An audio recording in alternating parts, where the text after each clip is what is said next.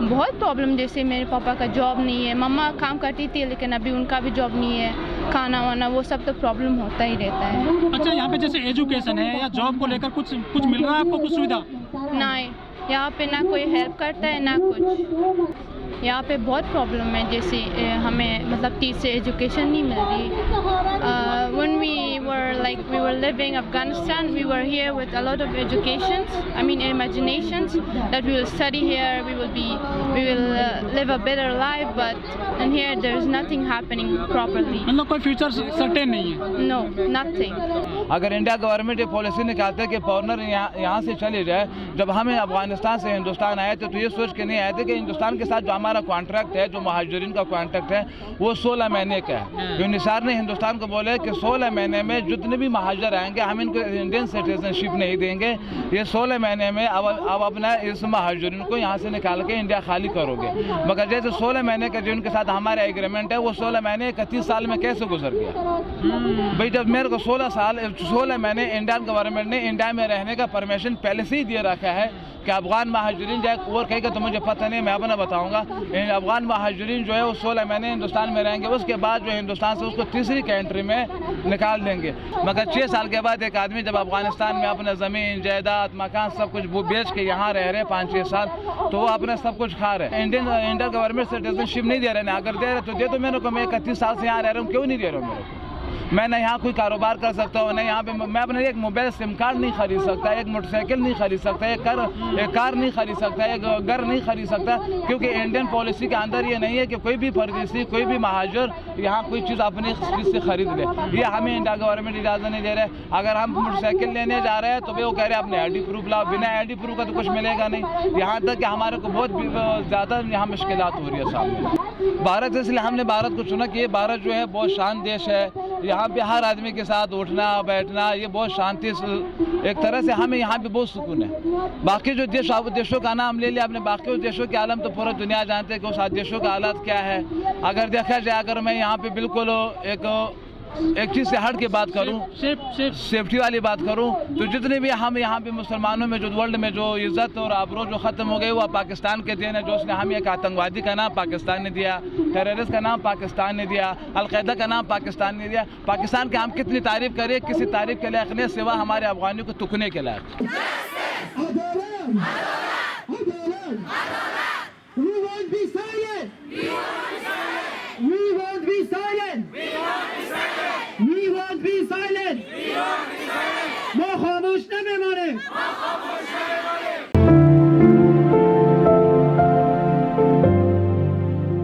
Sir, आज आप दिल्ली में जंतर मंतर पर प्रदर्शन कर रहे हैं, आपकी क्या क्या मांगे हैं, क्या क्या डिमांड है आपकी?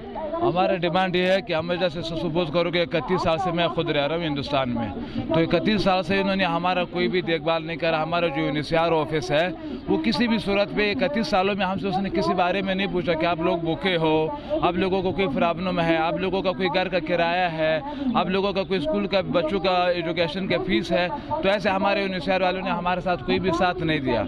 और हम जब अफगानिस्तान से आए हैं तो सब हम ये सोच के आए कि यूनिसार ऑफिस हमारे बहुत मदद करेगा और हमारा बहुत साथ देगा, मगर यहाँ आने के बाद ये पता चल रहा है कि हमारे साथ कहीं से कहीं तक भी हमारा वो मदद नहीं कर रहा है। सर, आप जो रिफ्यूजी हैं अफगानिस्तान के, कितनी संख्या है आपकी जो भारत में रहते हैं? तो कम से कम हिंदुस्तान में हमारे दिल्ली में हमारा कम से कम 30,000 के लगभग लोग हैं। और फिर हिंदुस्तान में जैसे हमारे कलकत्ते में, मुंबई में, चेन्नई में, हर जगह में जो हमारे लोग हैं, कम से कम 2-2.5 लाख अफगानी महाजरीन है हिंदुस्तान में। सर, आप रिफ्यूजी हैं भारत में, आपको मुख्य समस्या क्या क्या झेलनी पड़ रही है भारत में रिफ्यूजी के तौर पर? रिफ्यूजी के तौर पर हमें ये करना पड़ता है कि जिन्होंने हमारे को सर्टिफिकेट दे रखा है, वो सर्टिफिकेट अगर हम बाजार में लेने जाते हैं तो हमारे को एक सिम कार्ड भी नहीं मिलते उस पर। अगर हम कहीं नौकरी भी जाते हैं, हमसे पूछते हैं कि भाई कोई इंडियन ID प्रूफ, तो हमारे पास वो इंडियन ID प्रूफ है नहीं, तो हम दिखाते हैं अफगान ID प्रूफ जो रिफ्यूजी है।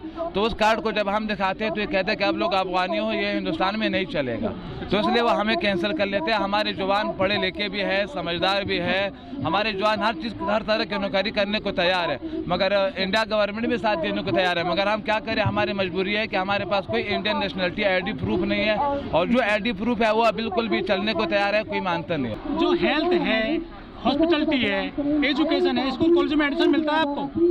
नहीं मिलता है लेकिन उसका फीस पड़ता है।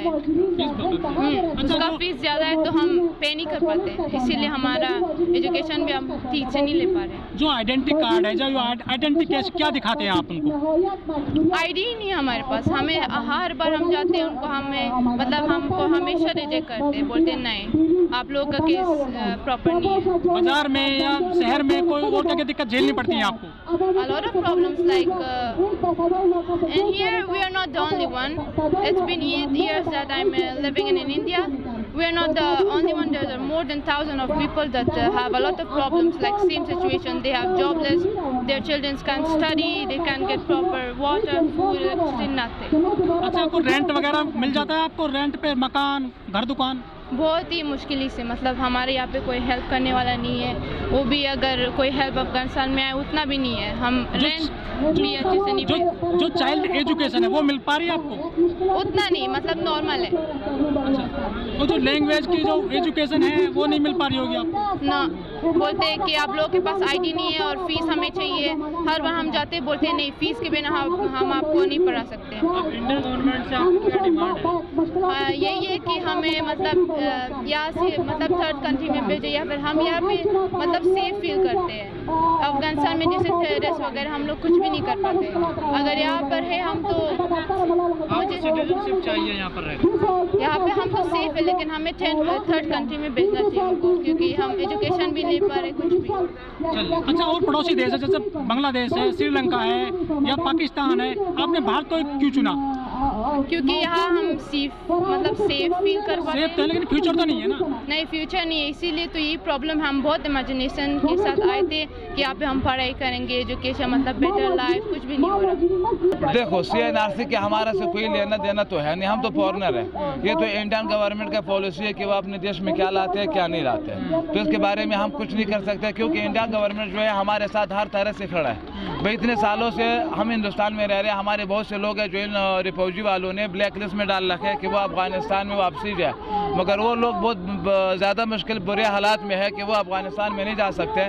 मैं जिस एरिया का लीडर हूँ वहाँ मेरे पास 35 साल से लोग लेके मेरे पास आज तक के लोग हैं, मगर उनके कोई भी इन लोगों ने सरपरस्ती नहीं लिया, क्योंकि सारी सरपरस्ती जो है हमारे UNHCR वालों का है। मगर 16 महीने तो छोड़ लो, यहाँ तो 2-2 साल का अभी जो फिलहाल जो हमारे अफगानिस्तान से लोग आते हैं उनको 2 साल की तारीख देते हैं कि आज तारीख ले जाओ, 2 साल बाद हम तुमसे इंटरव्यू करेंगे, पूछेंगे।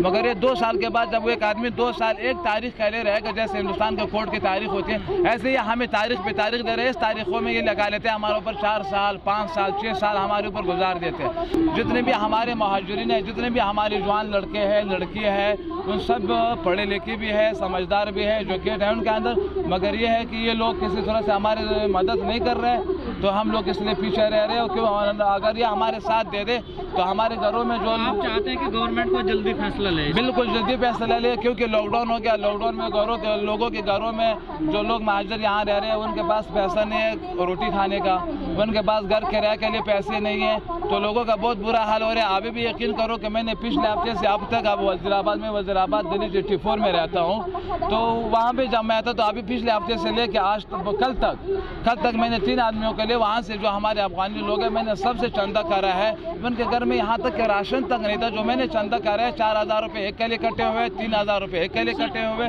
तो उस पैसों से हमने राशन लेके उनके घर में डाले।